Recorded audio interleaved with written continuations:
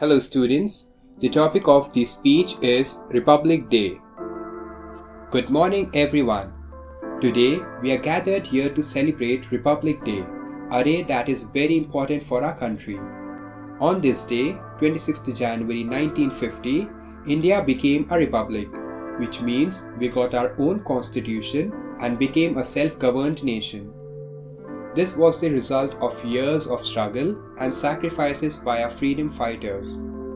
Republic Day reminds us of our rights and duties as citizens of India.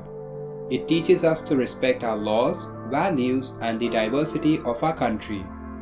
On this day, we honor the hard work of the people who made India a free and democratic country. Every year, we celebrate this day with a parade in New Delhi, where we see the strength of our armed forces and the beautiful cultures from different parts of the country. It is also a day to remember the sacrifices made by our leaders to give us freedom.